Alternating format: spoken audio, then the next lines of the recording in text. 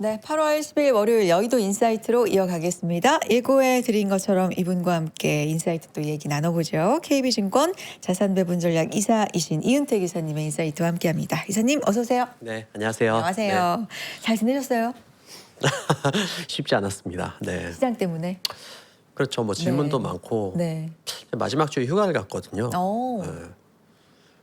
정말 최악의 휴가를 7월 마지막 주에. 네, 7월 마지막 와, 자리 비우시면 안 되겠네요. 진짜.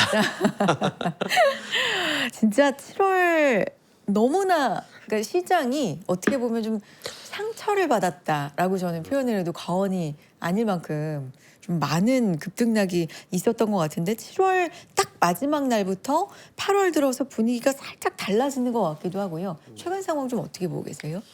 일단 복귀를 좀 복귀를. 해봐야 될 것 같아요. 좋아요. 이미 뭐 지난 얘기라 많은 분들이 하셨겠지만 네. 뭐 제 식대로 한번 복귀를 해봐야 네.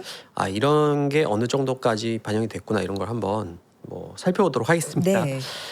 저희가 저번 달에 와서도 얘기했던 건데 두 가지 정도 이제 문제가 7월 달에 좀 시장을 교란시켰던 것 같아요. 저번 달 초에 이제 여기 저희 페이지 한번 보시면요. 네. 자료 보면서. 네.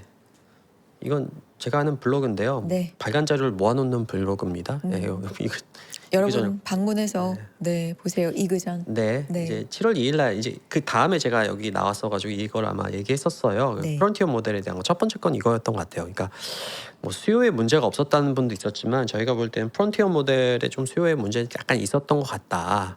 그 얘기를 한번 했었어요. 무슨 얘기냐면은 여기 기사를 한번 보시면 이게 그 7월 아니죠. 4월 27일 4월 말 기사가 좀 재밌었는데 이제 프론티어 모델의 요금제를 사용량 기반으로 바꾼 게 이때였었어요. 그러니까 우리가 이제 AI 할 때는 보통 월 정액제 가입하잖아요. 그건 챗봇 형태고 이제 프론티어 모델은 워낙 토큰 사용이 많기 때문에 이제 사용량 기반으로 과금이 전환되면서 불과 한 달 조금 지났는데 문제가 생기죠. 우버 그때 얘기했던 우버가 AI 예산을 다 썼다는 거예요. 이게 회계연도 기준으로는 4개월이지만 사실 이게 사용량 기반 과금으로 바꾼 거는 불과 한 달 좀 남짓이었기 때문에 거의 한 달 남짓 만에 1년씩 다 쓴 거죠. 네. 그러니까 이제 사용량을 제한하기 시작한 거예요. 그러고 나서 그 다음은 마이크로소프트고 뭐 다른 회사들이 다 토큰 비용을 통제한다는 그 정책들을 발표하기 시작해요. 뭐 뉴스가 맞다라고 하면은 뭐 어떤 직원은 뭐 한 달에 뭐 몇 억씩 쓴 직원도 있고 토큰 비용을 그러니까 회사는 이제 제어할 수밖에 없었던 거예요. 네. 이게 어떤 문제를 갖고 왔냐 이거죠. 그 전까지만 해도 우리가 믿고 있었던 건 토큰 맥싱이라는 게 되게 많이 나왔었잖아요. 그러니까, 맥싱. 네, 그냥 뭐 좋은 모델을 만들고 더 좋을수록 사람들은 다 거기로 뛰어갈 거야. 그러니까 너는 그냥 좋은 것만 무조건 때려 넣으면 돼라는 게 토큰 맥싱이었는데 네.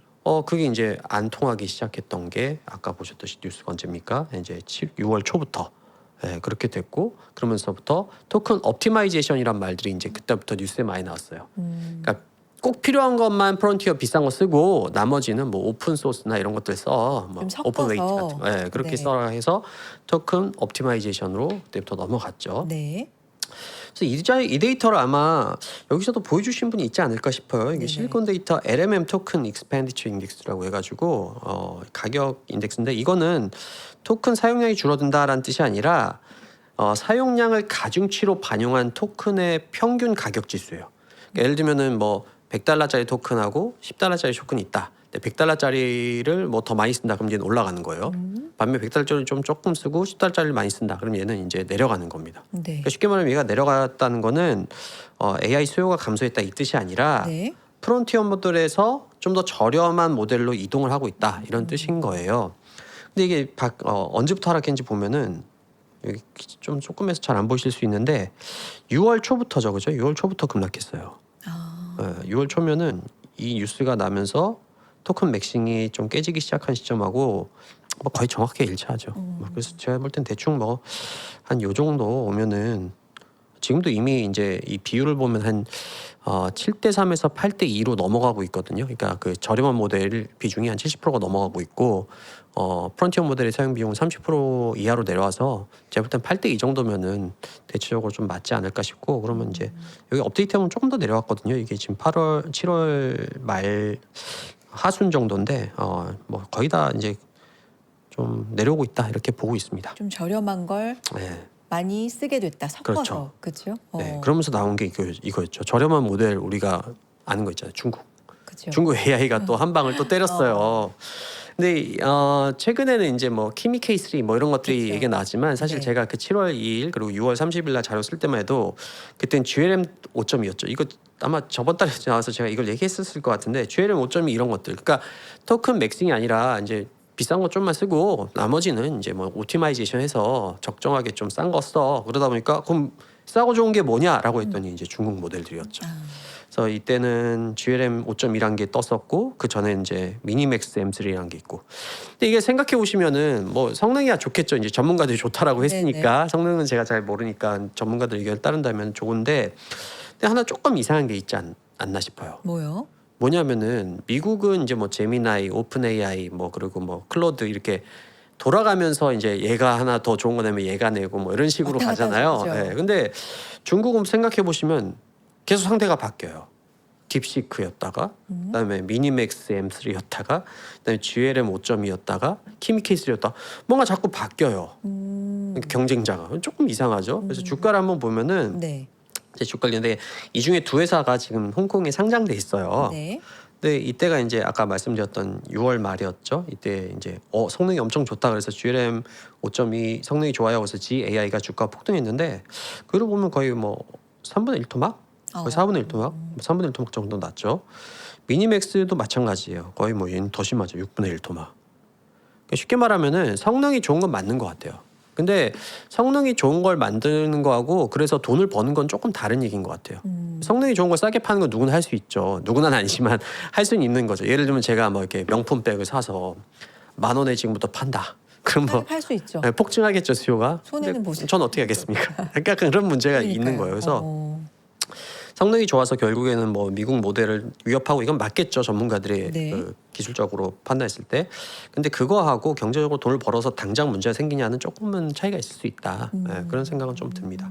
네, 그래서 이런 것들 전반적으로 봤을 때 네. 어느 정도는 반영되지 않았을까. 이제 이런 것들 저번 달에 얘기했던 것들이 뭐 주가 이 정도면은 뭐 반영하지 않았을까 생각이 됩니다. 네.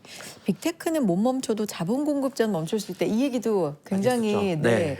아주 네. 흥미롭게 들었던 기억이 나거든요. 그러니까 지금 네, 맞아요. 지금 상황하고 좀 연결지어서 한번 연결져서 볼까요? 보면은 이제 지난달에 이제 주가 하락할 때 조금씩은 이제 바뀌기 시작했던 게 뭐냐면은 AI 캐펙스가 계속 지속 가능해 이런 이슈들이 있었잖아요. 맞아요. 너무 많이 하는데 뭐 현금 흐름은 마이너스로 가고. 맞아요. 근데 그때 이제 저희가 그거를 그 전에 이제 저희가 이게 벌써 3달 전에 했던 거잖아요. 그때 이제 고민했던 게 AI란 투자가 계속 캐펙스가 현실 가능한 건가 계속 증가하는 게 그때 이제 냈던 게 저희 결론이에요. 이게 뭐 100% 맞다는 게 아니라 네. 저희가 생각할 때는 빅테크는 스스로 멈추지 못한다. 그럼 AI 투자는 계속 되겠냐? 그렇지는 않다. 왜냐? 자본 공급자는 멈출 수 있다. 자본 공급자라고 하면 이제 국부펀드, 연기금, 뭐 은행 이런 금융기관들 이런 데들이죠. 네. 생각해보면 이거 조금 들으신 분 이미 잘 아시는 분도 있겠지만 한 번만 다시 말씀드리면은 이 빅테크도 AI 투자자고 자본 공급자도 투자자지만 둘의 페이오프 구조, 어떤 이득 구조는 완전 달라요. 뭐냐면 하이퍼스케일러들, 빅테크는 지금 뭐 현금이 많이 났다건 뭐 하건 하여튼 뭐 끝까지 투자해서 성공만 하면은 대박이 나는 거예요. 그러니까 끝까지 투자할 유인이 있죠. 게다가 저는 이 빅테크가 쉽게 스스로 멈출 가능성이 너무 낮다라고 생각한 게 여기 보시면 사실 지금 하이퍼스케일러들의 대표적인 주자들 뭐 아마존, 메타 이런 회사들 보면 어떻습니까? 10년 전, 20년 전만 해도 약간 조롱을 받았어요. 야, 그렇게 투자만 하고 적자만 나는데 니네들 뭐 이런 기업에 왜 투자하냐? 막 그런 이슈가 있었죠. 근데 지금 어떻습니까? 결국에는 어떤 임계점을 넘어서 성공을 시키니까 제프 베조스, 주커버그 세계에서 내놓으라는 갑부가 됐어요. 엄청난 부를 이뤘던 거예요. 그럼 이런 성공 케이스를 갖고 있는 기업들이 과연 현금 흐름 좀 마이너스 난다고 과연 투자를 멈출 거냐 하면 그럴 가능성이 낮다라는 거예요.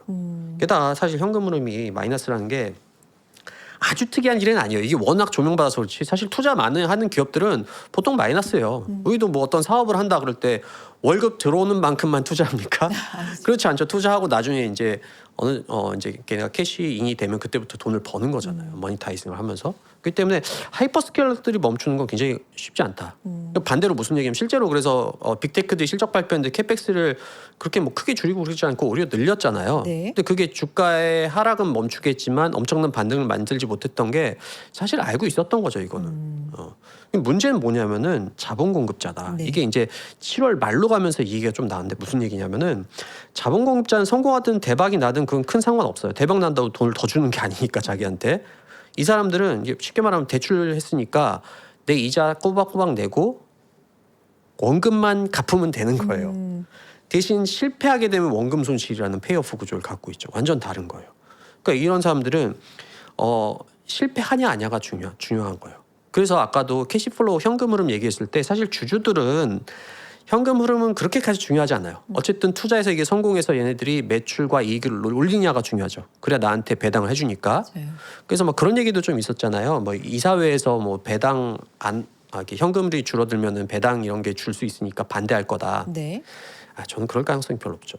이거 뭐 하이퍼스케일러도 주식 갖고 계신 분도 있을 거예요. 주주들 중에. 투자 그만했으면 좋겠다라고 생각하시는 분 있으세요? 투자 그만하고 배당 좀 해주세요. 없어요. 끝까지 밀어붙여서 성공하길 다 바라죠. 그게 아니라 현금 흐름이 마이너스 가는 게 민감한 사람은 누구냐? 보통은 자본 공급자죠. 왜냐면 돈이 있어야 나한테 이자도 갚고 그렇죠. 마지막 원금도 줄 건데 얘는 성공하든 말든 그건 큰 상관이 아니잖아요. 근데 캐시가 마이너스야. 이거 내 이자 갚을 수 있나 쟤네들이? 네. 그러니까 자본 공급자들이 흔들리기 시작한 거죠. 부도 위험이라고 불리는 CDS 프리미엄 맞아요. 이런 건 올라가고 하다 맞아요. 보니까 이게 이제 맞아요. 7월에 굉장히 시장을 좀 신경 쓰이게 했던 맞아요. 부분이잖아요. 네. 그래서 13페이지 보면은 네. 7월 초 중순까지는 CDS 얘기가 안 나오다가 네. 한 셋째 주, 넷째 주 가면서부터 막 활발하게 이루어졌어요. 사실은 얘가 본체가 아니었나 저는 탑다운하게 볼 때는 그렇게 봐요. CDS가 올라간 이유가 뭡니까? 이거는 빅테크나 하이퍼스케일러들이 투자를 멈추는 거고 상관이 없어요. 우리 투자가 멈추면 얘는 떨어지겠죠. 그게 아니라 자본 공급자들이 야, 쟤 이상한데 내 돈 갚을 수 있냐? 좀 희한한데 그럼 나 이거 해지하기 위해서 CDS 프리미엄 사야 돼. 아니면은 스프레드가 벌어졌다는 얘기도 많이 썼죠. 그러니까 더 높은 금리를 줘야지 돈 빌려줄 거야 너한테. 전에 했던 금리로는 안 돼. 더 줘. 이런 식의 형태들이 벌어진 거는 자본 공급자가 멈출 수 있다랑 일치한다라는 거죠. 네. 근데 그 이제 여기까지가 7월에 우리가 네. 했던 얘기라면 네. 7월 마지막 거래일 8월 이렇게 지나가면서 우리 증시에도 색깔 변화가 뚜렷하지만 미국도 그런 게 뭐 사상 최고치 이제 다시 네. 좀 찍고 있는 상황이고 심지어 지난 주말에는 고용이 오히려 쇼크가 나서 시장이 올랐어요. 네. 그러니까 배드 뉴스를 전형적으로 굿뉴스로 받아들인 거죠. 네. 금리 인상하기 좀 어렵겠구나. 뭐 네. 이렇게 받아들인 건데 네. 그럼 금리 인상을 안 한다? 네. 그러면은 요 자본 공급자 입장에서는 지금 우리가 걱정했던 부분을 좀 덜 수 있는 거 아니에요, 이사님? 네, 좀 그런 측면이 있습니다. 그래서 사실 저희가 이제 하반기 전망하고 이제 세 달 전, 네. 달 전 이게 저번 달에 잠깐 얘기했고 되게 많이 얘기했던 맞아요. 건데 그 자본금 우리가 그래서 말씀하신 것처럼 제 생각은 그래요. 저는 이제 탑다운에서 주식을 보는 사람이니까 빅테크가 투자를 더 할까 덜 할까 이거 하면은 꼭지 잡기 되게 힘들다고 생각해요. 그게 아니라 자본 공급자가 계속 자금을 댈까 아니면 멈출까.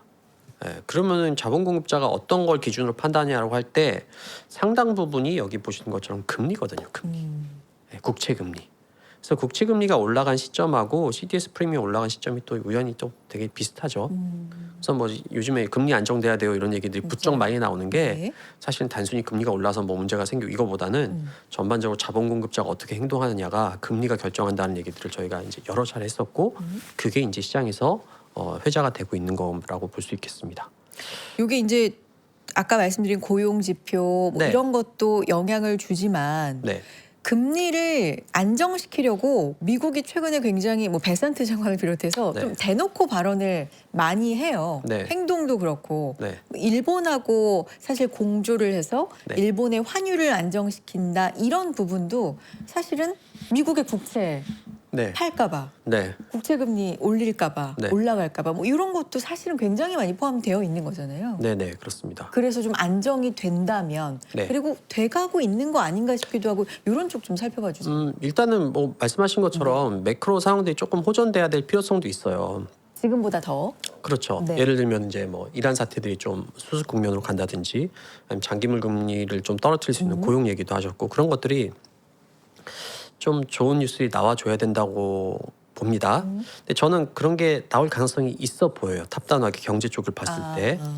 일단 고용하고 이란 문제 있는데 이란 같은 경우에는 사실은 잘 모르겠어요. 사람 마음을 읽는다는 잘 모르겠고. 그건 아무도 모르는 것 같아요. 네, 그리고 네. 사실은 이란 입장에서는 네. 이제 중간 선거가 다가올수록 누가 칼자를 더 쥐겠습니까? 미국하고 이란 중에. 이란? 그렇죠. 다급한 사람은 미국일 거 아니에요. 그러면 당연히 이란 입장에서는 쉽게 안 해주려고 할 거고 미국은 어떻게 해서든지 좀 수습하고 싶을 것 같아요. 근데 저는 이제 그 작년에 저희가 이제 그 4월 달에 그 관세할 때 저희들이 좀 재밌는 논리를 폈다가 그게 이제 시장에 좀 잘 맞춘 기억이 있는데 그게 뭐냐면은 베센트 같은 재무장관이잖아요. 재무장관이 트럼프는 굉장히 루틴이 강한 사람이에요. 루틴. 항상 한 행동을 반복적으로 하는데 어떤 패턴이냐 그 중에 하나가 상대방을 강하게 압박할 때는 항상 강경파를 앞세워요. 인터뷰하거나 뭐 주변에 이제 트럼프 앉아 있고 뒤에 이제 참모도 앉아 서 있잖아요. 그럼 강경파만 딱 서 있어요. 발언권을 더 많이 주고. 네. 그러다가 이제 그 온건파는 지금까지 다 재무장관이에요. 옛날에 스티븐 무누신 그리고 지금의 베센트 전부 온건파 재무장관이 앞에 쓰잖아요. 그럼 그때부터는 협상 국면으로 넘어간다는 뜻이에요. 그래서 한번 관심 있는 분들 보시면은 작년에도 사실 4월 초에 관세를 때리고 항상 시끄러웠는데 사실 주가 바닥은 4월 9일, 4월 11일이었거든요. 작년에. 네, 그날 스캇 베센트가 처음으로 나와요.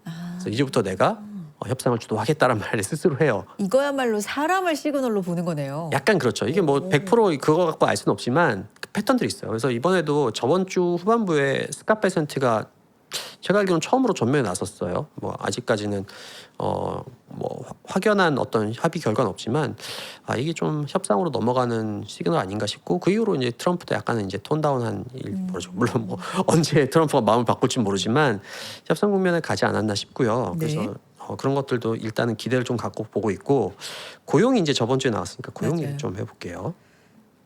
네, 차트 한번 보면은 고용이 꽤 잘 안 나왔죠. 마이너스를 기록했어요. 근데 이게 뭐 많은 분들이 얘기하시다시피 그렇게까지 뭐 굉장히 그런 건 아니에요. 왜냐하면 고용 중에서 정부 고용 쪽, 특히 이제 교육 쪽에서 많이 후퇴했는데 이건 이제 계절적 영향이 좀 있었거든요. 네, 그래서 그런 것들 제외하고 나면은 민간만 보면 한 3만 명 플러스였으니까 뭐 아주 좋진 않았지만 그렇다고 뭐 엄청 최악의 결과가 나왔다고 보기는 힘듭니다. 근데 정확하게 보면 8만 예상했는데 플러스 네. 8만 예상했는데 마이너스 2만이다 그러니까 이 차이가 도대체가 얼마인 거예요. 그렇죠. 그래서 근데 이제 놀랐죠. 일단은 너무 놀랄 필요가 없는 게 제가 네. 몇 가지 이제 데이터를 보여드릴게요. 네네. 그냥 이게 한 달은 사실 어떻게 나올지 몰라요. 고용 지표는 또 되게 변동이 크거든요. 한 달이 뭐 전월치도 막 보정되고 그러면 중심을 잡고 봐야 돼요. 몇 개 한 데이터 보여드릴게요. 첫 번째는 GDP 같은 거 보시면 돼요. 이 고용이 후행 지표잖아요. 그러니까 GDP 성장률에 약간 후행해서 움직이거든요. 그럼 GDP 고용이 막 안 좋을 것 같아. 예를 들면은 이게 기억나실지 모르겠는데 한 3년 전쯤에 네. 샤메 법칙이라고 해가지고 뭐 실업률 뭐 실업률. 경기 침체 네. 막 우려했는데 경기 침체 안 왔잖아요 2023년에. 근데 그 막 그런 이슈가 되게 많았죠. 근데 그때도 흔들릴 필요가 없어요. 왜냐면은 이런 GDP 성장 이런 거 보면 돼요. 2023년 이미 올라갔잖아요. 그럼 이것들이 경제 성장이 좋은데 고용이 경기 침체를 불러올 가능성이 없는 거죠. 이런 것도 그래요. ISM 제조업 지수 이런 것들이 이제 되게 우리가 보기 쉬운 경기 사이클 지표거든요. 이게 올라가잖아요. 올라가면 결국에는 이 고용도 단기적으로 올라갔다 내려갔다 할 수 있지만 이 선을 따라갈 수밖에 없어요. 보시면은 그렇죠. 그럼 전반적으로 봤을 때 고용은 아주 심각한 문제는 없을 거다라고 보는 게 맞아요. 게다가 이제 좀 재밌는 건 뭐냐면 요걸 오늘 좀 말씀드리고 싶었는데 네. 7월하고 8월 보고서는 좀 희한한 게 있어요. 왜요? 뭐냐면은 그 항상 전월 전전월 수치가 수정이 되는데 7월하고 8월 보고서는 팬데믹 이후에는 항상 대규모로 하향 조정이 됐다는 점이 좀 특이해요. 네, 이게 이제 팬데믹 이후에 나타난 일들이에요. 그 전까지만 해도 플러스일 때도 있고 뭐 그렇잖아요. 조사가 어쩔 때는 너무 과대 계상했을 수도 있고 과소했을 때도 있는데 팬데믹 이후로는 7월, 8월만 되면 항상 이 후퇴를 하는 거예요. 그게 이제 여러 가지 이유가 있어요. 첫 번째는 이제 뭐 응답률이 굉장히 많이 떨어지거든요. 그 전만 해도 막 70% 이랬는데 최근 들어서는 50%대까지 떨어졌어요. 그럼 늦게 대답하는 기업일수록 또 고용이 별로 안 좋게 보고하는 경우가 많다라는 결과가 있었고요. 이거 어떻게 응답하는 방식인 거예요? 응답률이 굉장히 안 좋다고 그래서 그 네. 지표의 정확도 얘기가 굉장히 많이 나오잖아요. 정확도 얘기가 있는데 근데 정확도는 저는 떨어질 거라고 보지만 그 추세 자체는 많이 다르진 않을 거라고 생각해요. 응답을 뭐 편지로 하진 않을 거 아니에요.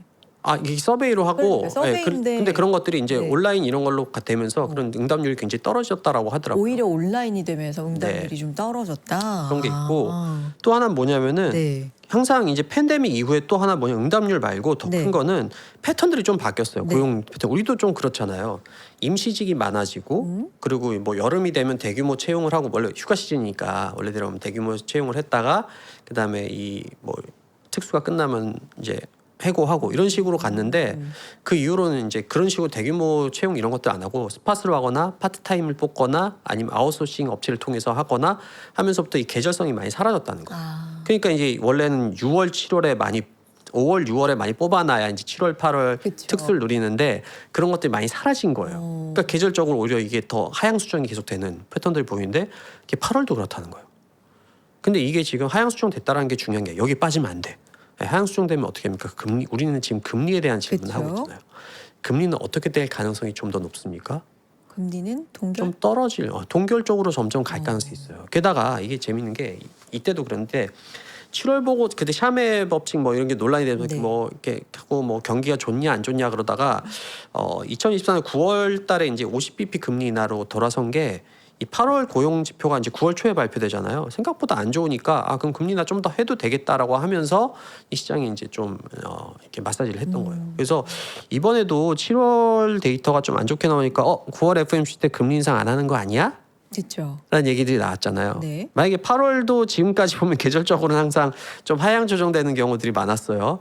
그래서 뭐 이거 모르지만 이번 패턴들이 좀 지속된다면은 8월 초에도 좀 고용 지표가 뭐 그냥 약간 뭐 그냥 뜨뜻미지근하게 나올 가능성이 있을 수 있고 그렇게 하면은 제가 볼 땐 9월 FOMC의 금리 인상에 대한 두려움은 좀 지워질 가능성이 높다. 그렇게 좀 해석할 수 있습니다. 이게 지금 어떻게 보면 네. 워시 의장이 네. 조금 생각보다는 금리를 올릴 가능성 쪽으로 얘기를 좀 많이 해왔잖아요. 네. 근데 우리가 시장 참여자 입장에서 궁금한 게 트럼프 대통령이 금리 인하해라고 안 친 사람인데 진짜 올릴까? 근데 생각보다 굉장히 힌트도 안 주고 너무 좀 강경한 것 같고 네. 물가 꼭 잡겠다. 너무 단호하게 얘기하고 하다 보니까 어떻게 될까 이러던 상황인데 마침 고용이 이렇게 안 좋게 나온다? 모르겠어요. 워시 입장에서는 좋게 된 상황인가 싶기도 하고. 좋지 않을까요? 그러니까요. 그러지 않아도 9월에 FOMC 때 금리 인상을 하면은 11월 선거인데 되게 마음속으로는 그러지 않았을까 싶어요. 그러니까 우리가 워시가 그냥 듣고 있다면 아니야라고 할지 모르겠지만 마음속으로 제발 좀 안 좋은 인간적인 데이터 생각을 이럴 해보자면 수 있지 그죠? 않을까요? 네. 그래서 한 관문이 더 남아 있긴 하잖아요. 이제 네. 물가라는 요게 이제 이번 주 발표가 되는데 네. 요거는 그냥 예상치대로 나오면은 그래도 동결 가능성이 좀 높아지는 거예요, 이사님? 저는 뭐 근데 제 생각에는 네. 연준 위원들이 일부 매파가 있잖아요. 그렇죠. 근데 그 매파들이 주장하는 것만큼 지금 물가나 고용이 세지 않다고 봐요. 일단 고용은 세지 않은 걸로 나왔고요. 그러니까 저희 고용에 대한 입장은 뭐 올해 내내 똑같아요. 미지근한 상태에서 아주 느린 속도로 완만하게 회복될 거다. 네, 그래서 한 달은 잘 나오고 한 달은 안 나오고 뭐 이렇게 엎치락뒤치락하는데 그냥 종합해 보면 그냥 미지근한 상태예요. 그렇죠? 뭐 아주 안 좋지도 않고 그렇다고 뭐 아주 좋지도 않고 물가도 제가 볼 때는 비슷할 것 같아요. 그냥 뭐 장기적으로는 인플레에 대한 우려들이 좀 있죠. 장기적으로는. 근데 당장 그게 인플레가 올라가서 물가 튀어오르고 이럴 가능성이 그렇게 맞는 것 같진 않아요. 그리고 특히 이제 저희가 차트도 이번 고용 지표 나올 때 시간당 임금 지표 나왔잖아요. 이것도 보면은 아직까지는 하향 추세를 그리고 있어서 당장에 뭐 어마어마한 물가가 튀어올라서 지금 긴축 안 하면 안 돼. 이 정도의 상황은 아니지 않나 이렇게 좀 판단은 전 하고 있습니다. 그럼 이제 매파들도 이런 데이터들을 보면은 아 내가 너무 좀 매파적이었나 이런 생각들을 좀 하지 않을까? 좀 그렇게 생각해요. 그리고 좀 더 기다려 볼까? 네, 동결하면서 네. 뭐 이런 좀 더 지켜볼까라는 가능성이 좀 더 커졌다라는 이제 말씀이신데 어쨌든 지금 연준 의원들은 고용보다는 물가를 굉장히 중요하게 보는 국면이긴 하죠. 그렇죠. 네. 멘트를 보면 그래서 네. 이번 주에 좀 보기는 해야 될 것 같아요.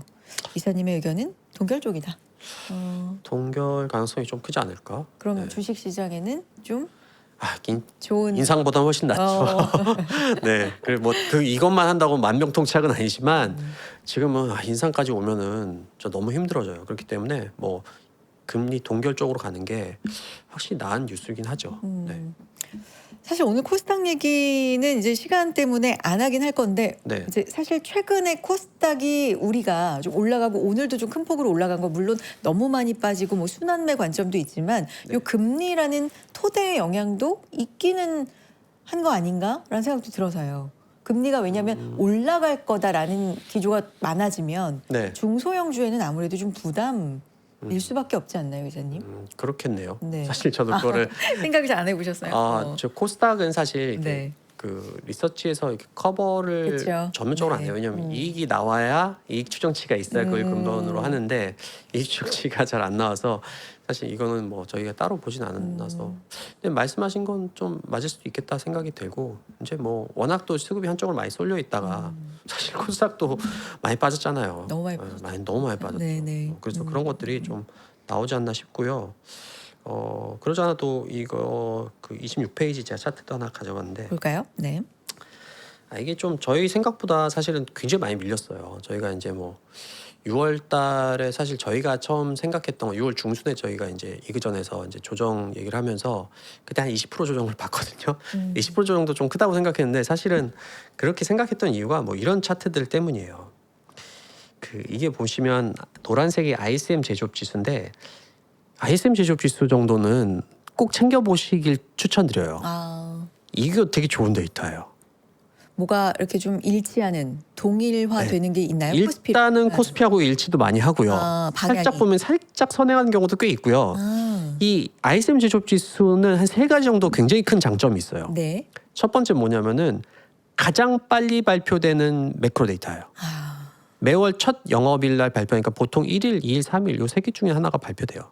보통 1일 날 제일 많이 발표되죠.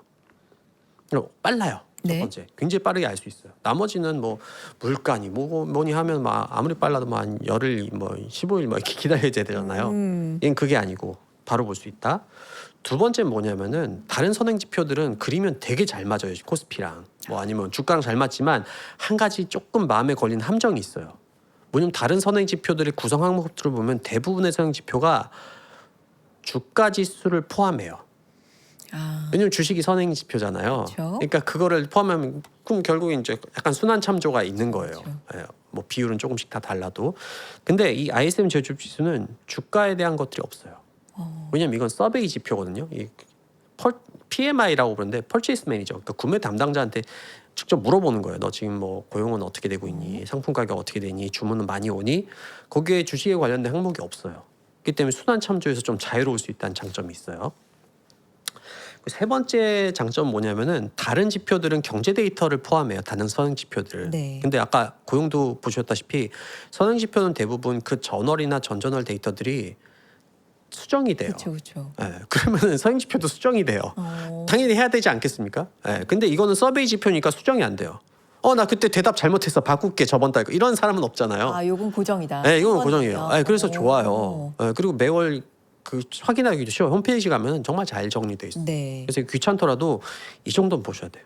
이 정도 보면 좋고 그리고 사이클이 보시면은 차트 보시면 주가하고도 연관성이 상당히 높죠. 모양 자체는 비슷하게 지금. 네. 뭐 완벽하진 않지만 그렇죠. 이 정도만 돼도 이것도 매월 초에 발표됐기 때문에 너무 좋은 지표인 거예요.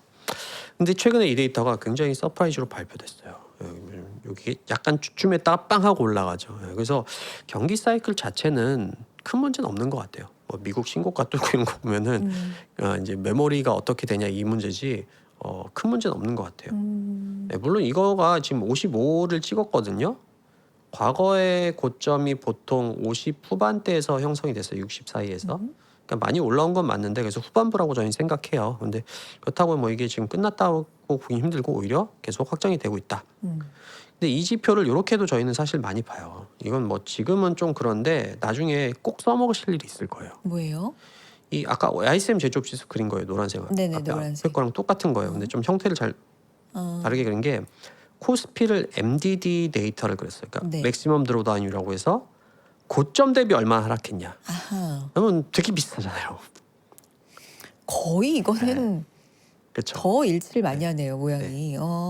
많이 일치하는데 약간 그래서 무슨 얘기냐? 네. 네. 이 ISM 지수 이렇게 상향하는 올라가는 턴에서는 주가 조정이 보통 20%대, 많으면 20에서 25% 나와요. 네, 그래서 일반적인 사이클에서는 그 정도 나왔고, 그래서 저희들이 사실은 좀 실기했지만 그 정도일 조정 아닐까라고 생각했던 거죠. 그러면 이사님 저기 지금 그림에서 대체로 뭐 일치한다라고 제가 말씀을 드렸는데 이제 대략 보면 그렇거든요. 네, 근데 최근에 좀 괴리가 많이 있는 거 아니에요? 이게 많이 있죠. 그쵸. 네, 이게 우리는 MDD가 고점 대비해서 굉장히 많이 내려왔는데 저 노란색은 38% 빠졌죠. 그러니까 노란색은 치고 올라가는 거잖아요. 이번에 굉장히 좀 특이했던 것 같아요. 이런 거 보면은 확실히 과거와는 좀 달리 이제 반도체 비중도 너무 커진 건 맞고 이게 그러니까 보통은 반도체가 빠지면 다른 업종들이 이제 좀 받쳐줘가지고 코스피 전체 하락폭은 좀 제한되고 이러는데 이번에도 그러긴 그랬죠.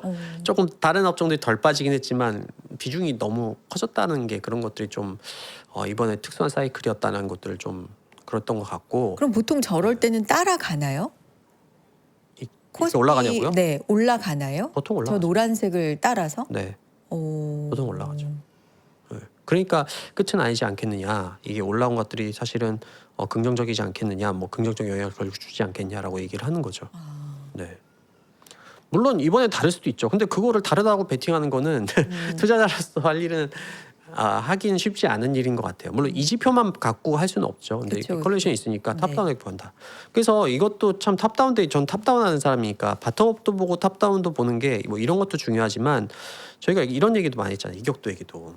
이격도 얘기도 사실 저희도 이게 뭐 이렇게까지 많이 빠질 줄은 예상하지 못했어요. 사실 저희 근데 어쨌든 바텀업만 보면 되게 AI가 매력적이고 점점 주가가 오를수록 더 매력적으로 느껴져요. 근데 맞아요. 사실은 이 맞아요. 탑다운 데이터를 보면은 항상 강조하지만 이게 130 뭐 이럴 때는 사실은 따라서 하면 안 되는 거고 오히려 차익 실현을 해야 되는 그런 타이밍이다 뭐 이런 얘기를 많이 했잖아요. 근데 저럴 때 이제 흥분을 맞아요. 하게 그래서 돼요. 네. 제가 되게 네, 얘기한 네, 게 네. 이격도가 사실은 기술적 지표 중에 제일 쉽고 어떻게 보면 제일 초급의 기술적 지표인데 그래도 이걸 계속 강조했던 게 아마 기억나실 거예요. 이게 우리가 막 마음속에 그런 다짐하잖아요. 나 이번에는 꼭 올라가서 높을 땐 팔고 팔아야지. 예, 많이 하락하면 그때는 내가 사야지. 사야지.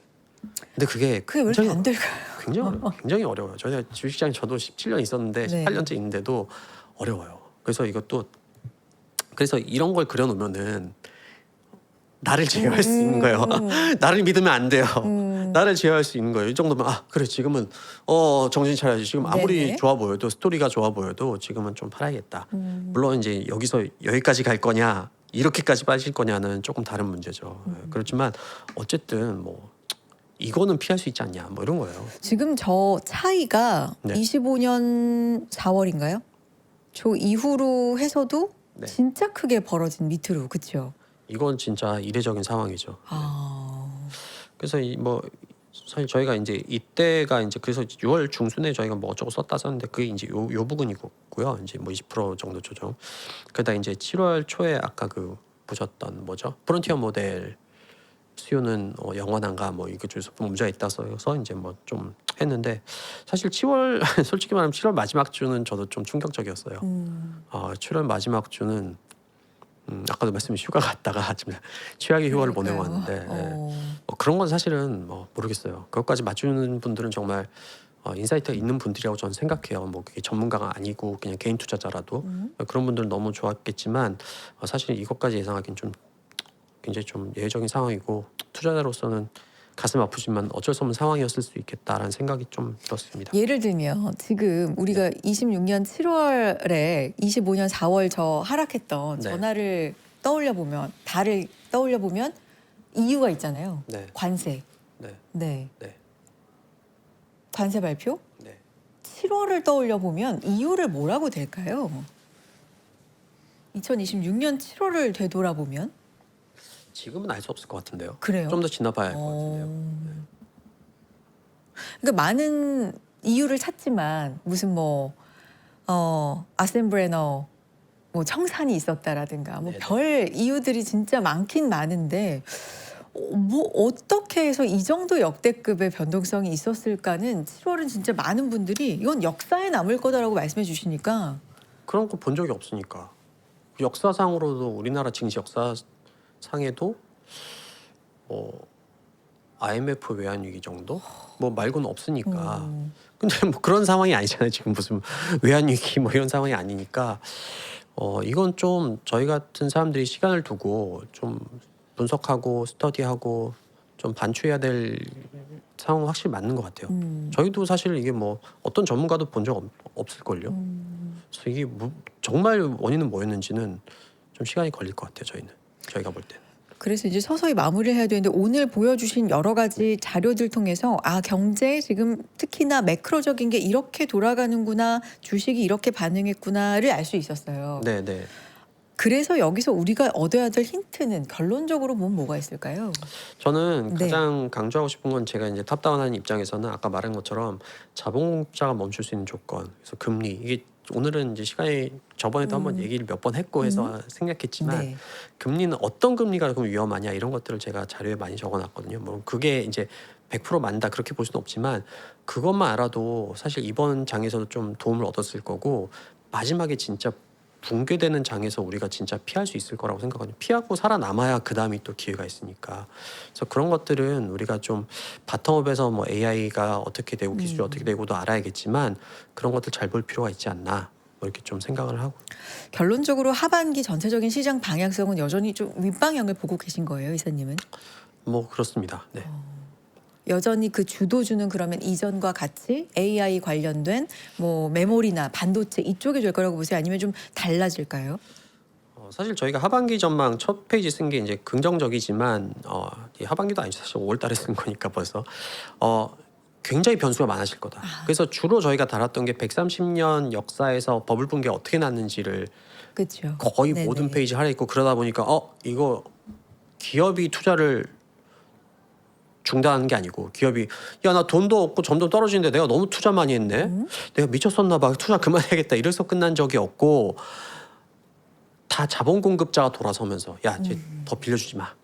빌려주지 않아도 어쨌든 그것도 꺾이는 거죠. 네네. 예, 그게 됐었고 그럼 자본공급자 언제 안 빌려주냐라고 했을 때 금리나 인플레이션이 가장 중요한 역할들을 하더라. 뭐 이런 것들을 스터디한 거죠. 그래서 네. 이게 사실은 그래서 언제냐 그건 정확히 알 수 없어요. 하지만 이런 복잡한 일들, 급등락이 굉장히 많이 반복되는 일들이 나타나는 게 올해 하반기 시장의 특징이 될 거다라고 생각했는데 사실 뭐 이 정도 하락할지는 몰랐지만 그래서 그런 것들도 한번 체크를 보시면은 아까도 말씀드린 바텀업도 중요하지만 탑다운에서 이런 점들도 같이 보시면은 투자에 훨씬 더 도움이 되실 거라고 저는 생각해요. 네.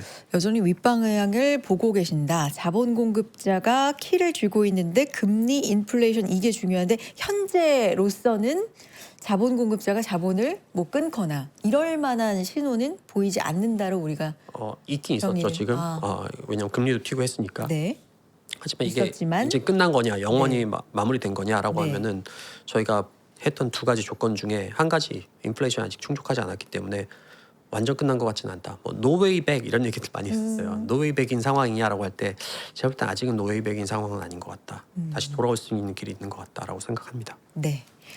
알겠습니다. 오늘 더 얘기 나누고 싶지만 시간 관계상 여기까지 나누고 또 모셔보겠습니다. KB증권 자산배분 전략팀의 이사이신 이윤택 이사님과 함께했어요. 오늘 이사님의 인사이트 잘 들었습니다. 고맙습니다. 네, 감사합니다. 네.